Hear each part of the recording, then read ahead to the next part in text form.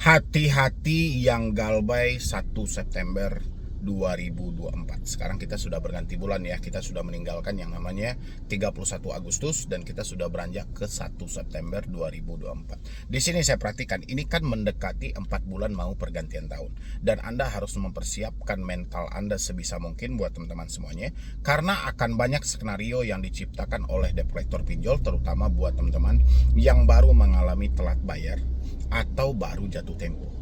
Ya, kenapa seperti itu? Karena debt collector dari pinjol itu sendiri itu kan tidak beberapa orang yang benar-benar pegawai tetap di sebuah perusahaan itu gitu loh, tempat pinjolnya bekerja sama. Jadi nggak beberapa orang dari debt collectornya itu yang benar-benar jadi pegawai tetap. Sisanya adalah ada pegawai tidak tetap, ada yang hanya sebatas mungkin dari outsourcing, atau ada sebatas dari yang jelas di kontrak-kontrak gitu per 3 bulan, per 6 bulan gitu loh.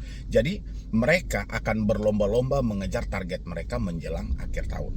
Ya, dan perekrutan besar-besaran debt collector juga terjadi di awal-awal September ini.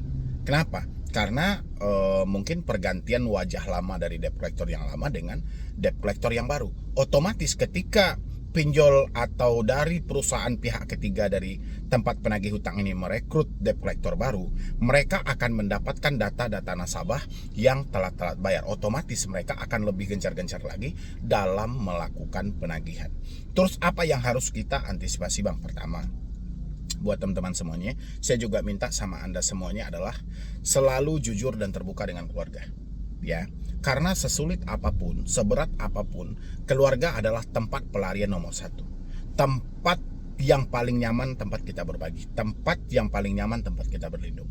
Yang kedua adalah selalu berdoa. Ya, dekatkan diri sama Yang Maha Kuasa sambil Anda pelan-pelan mencari jalan-jalan yang tepatnya untuk keluar dari semua jeratan ini.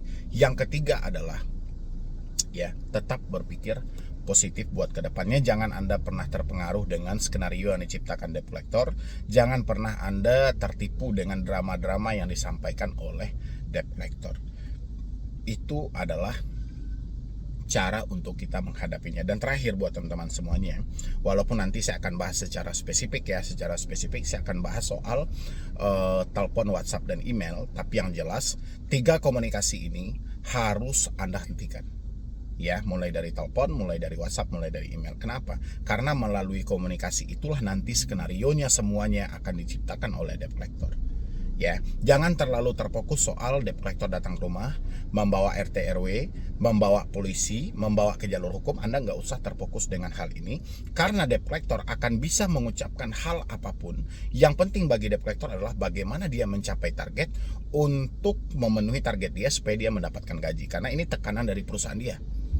Ya, jadi makanya kita nggak usah terlalu terpengaruh dengan ucapan-ucapan yang mana debt collector mau datang sama RT, debt collector mau datang sama RW, debt collector mau berkunjung atau misalnya mau membawa kita ke jalur hukum. Kita nggak perlu terfokus dalam hal itu. Ya, dan satu hal lagi juga buat teman-teman semuanya yang nggak kalah penting. Ini Anda yang suka berhalusinasi atau disebut dengan overthinking, itu sudah saatnya untuk Anda hentikan ya, karena overthinking itu akan mencelakai diri Anda untuk jangka panjang. Dan overthinking itu juga lah nanti yang akan mengarahkan Anda soal melakukan tindakan-tindakan yang merugikan diri Anda sendiri. Makanya saya lebih menyampaikan sama teman-teman semuanya, banyak-banyaklah berdoa, banyak-banyaklah mendekatkan diri sama Yang Maha Kuasa, sambil pelan-pelan kita berusaha juga, dan kita juga libatkan Tuhan dalam ini untuk memberikan petunjuk di balik cobaan yang Dia berikan ini.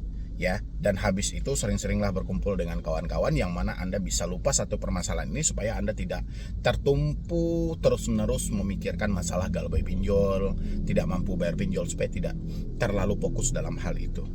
Ya, dan habis itu tetap bekerja dan berusaha, kumpulkan uang Anda sedikit demi sedikit. Nanti kalau misalnya uang Anda sudah terkumpul, Anda bisa negosiasikan.